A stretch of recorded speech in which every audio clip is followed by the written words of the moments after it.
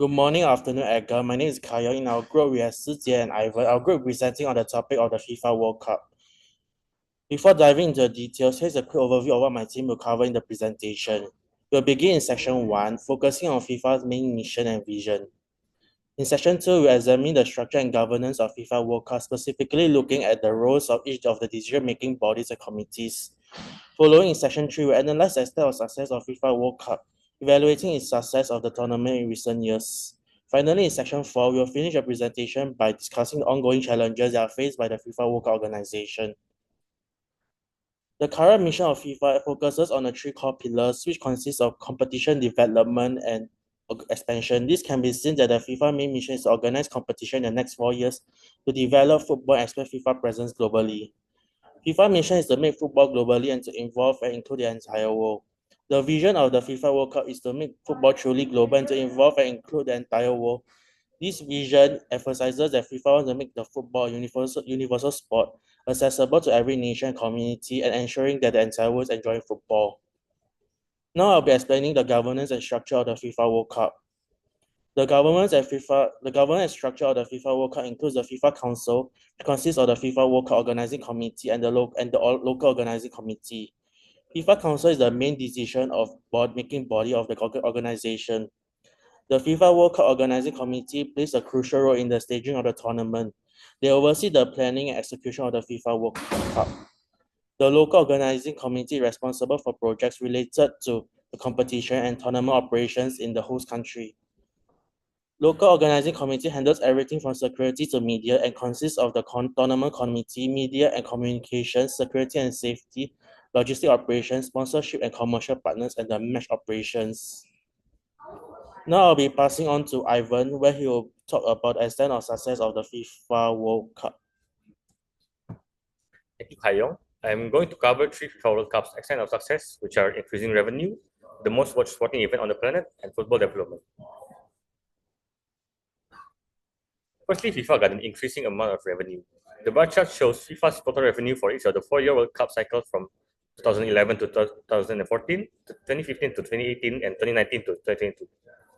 You can see that FIFA's earnings steadily rose from 5.72 billion in the 2011 to 2014 cycle, the 6.42 billion in the 2015 to 2018 cycle, and then to 7.57 billion in the 2019 to 2022 cycle. These revenues are generated from television broadcasting rights, marketing and licensing rights, hospitality rights, ticket sales, and other revenues and incomes included. FIFA World Cup 2022 successfully attracts viewership from football fans all over the globe. It became the most watched sporting event with 5.4 billion viewers across all platforms throughout the entire tournament. Viewership for the World Cup finals also rose over the last decade. The 2014 final gained approximately 1.10 billion viewers, followed by 1.12 billion viewers for the 2018 final, and then this growth peaked in 2022 when the final between Argentina and France reached a total audience of 1.5 billion viewers, making it the most watched football match in history. The World Cup event left behind some iconic stadiums that became a huge part for football development and culture. Firstly, the Allianz Arena was used in the 2006 World Cup, immediately became an icon tourist destination for the city of Munich. The stadium became the home stadium of Bayern Munich, one of Europe's most successful football clubs. Moving on to the Luzhniki Stadium in Moscow, which was renovated for the 2018 World Cup. It hosted the 2018 World Cup final, and now it continues to be Russia's national stadium, hosting the national football team's major matches, large-scale concerts, and other sporting events. Finally, the Lucia Stadium was constructed for the 2022 World Cup. This 80,000 capacity stadium was the central stadium of the tournament and hosted the final. Currently, the stadium capacity has been reduced, and the space has been transformed into a multi-use community hub, which includes schools, shops, health clinics, and other public facilities. The World Cup also successfully globalized football, or soccer, to the United States of America. Major League Soccer was founded after the US won the bid as host for the 1994 FIFA World Cup. They created this league as they expected popularity for football or soccer to spike in the US. From its first kickoff in 1996, the MLS has been on an upward trajectory. But its popularity has really skyrocketed thanks to a series of iconic transfers with legends like Beckham, Zlatan, and now Messi choosing to bring their talents to the league, capturing the world's attention. Finally, the FIFA World Cup created some of the most iconic moments in football history. Some examples are Maradona's controversial hand of God goal in 1986, The heartbreak for Italy when Roberto Baggio missed his penalty in the 1994 final, Zinedine Zidane's shocking headbutt in the 2006 World Cup final, and Brazil's 7-1 defeat on their home soil to Germany in 2014. These moments were so iconic that they are still remembered today and will be passed down to future generations as the beautiful game of football keeps on growing. Up next, Sergio will be covering FIFA's World Cup challenges. Now I'll be bringing you through the challenges faced by the FIFA World Cup committee. I'll be covering three challenges faced mainly in the FIFA World Cup: human rights and host requirements, climate and extreme weather, and lastly, security threats. Firstly, I'll be covering some of the key human rights and host issues that FIFA faces. One of the most controversial areas is worker safety. For example, in Qatar's case, Amnesty International reports that 37 deaths were officially linked directly to stadium construction works. The important thing here is not just the number, but about FIFA's responsibilities when FIFA choose a host country for the World Cup. It is influencing labor demand and pressure on migrant workers. This means that every hosting decision comes with a duty to ensure that workers are treated fairly and not exploited. This Qatar example shows how inadequate protection and law can lead to human costs, and this has pushed FIFA to hopefully re-evaluate their host requirements for future tournaments. Another major human rights concern tied to FIFA's hosting decision is wage theft. Human Rights Watch found that the thousands of workers in Qatar face delayed payments, partial payments, or no payment at all. For FIFA, this raises a big issue on how one of the world's biggest sporting organizations ensures that workers are protected. Now, I'll be moving on to climate and extreme weather.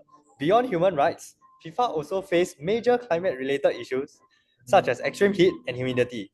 For example, in Qatar, temperatures frequently exceed 40 degrees Celsius, which pose serious health risks for players. In fact, the extreme climate forced FIFA to move the 2022 World Cup from its usual June to July window to November and December. Looking into the future, FIFA has to make sure future hosts has the infrastructure to handle the harsh climate. Climate changes do not just stop at heat. Some host nations face severe flooding risks, and these apply not only to Qatar, but the upcoming 2026 World Cup in the US, Canada, and Mexico. Research shows that rainfall and flash flood events are increasingly exceeding safe play threshold. FIFA must ensure that host countries are prepared for all sorts of extreme weather events, as climate instability can threaten the continuity of the tournament. Lastly, I'll talk about security-related threats. Pitch invaders are one of the most common occurrences in major global sporting events. This incident can be in the form of protest, celebration, or publicity stunt. This particular invader at the Qatar World Cup carried a rainbow flag and message supporting various causes, showing how the World Cup is a global platform. The issues for FIFA with pitch invasions is that it compromises the player safety, delay match, and can be considered security breaches. Host countries must be ready with strong crowd control systems so as to anticipate and combat such situations. Finally, in countries like the United States, which will host the 2026 World Cup, gun violence is a serious security concern. The recent shooting during a public event in Kansas City Super Bowl parade shows how a peaceful situation can be quickly turned into a life-threatening situation. For FIFA, hosting the World Cup in regions with high levels of public gun activity brings new risks to the table that did not exist in previous tournaments. This means future hosts must implement far more advanced screening, policing, and emergency response measures to ensure the safety of everyone. Now I'll pass on my time to Kayong to close. In conclusion, the FIFA World Cup remains one of the most influential sporting events in the world. The mission of FIFA is to grow football globally, and the mission is supported by a strong structure and governance. The FIFA World Cup tournament generates massive revenue for the hosting country, attract record-breaking viewership, and it continues to shape the development of football through various infrastructure developments via investment infrastructure and the globalization of the link. At the same time, countries hosting the World Cups are responsible for many issues that may potentially arise. One example was the major human rights highlighted in the recent tournament, such as construction-related deaths and wage theft among migrant workers. Climate and extreme weather still poses new challenges for the hosting countries, ranging from dangerous heat to flooding risks. Thusly, hosting countries must prepare for security threats like pitch invasions and gun violences. Ultimately, the impact of World Cup is a double-edged sword as it brings unity, excitement, economic opportunities, global celebration of football for a country. But it still exposes major areas of concern such as ethical standards and long-term planning are required. For FIFA, the goal is clear, which is to continue delivering the world's biggest sporting event while ensuring that the success is achieved in a safe, fair, and sustainable manner. These are our reference links. Thank you, Edgar, for the attention.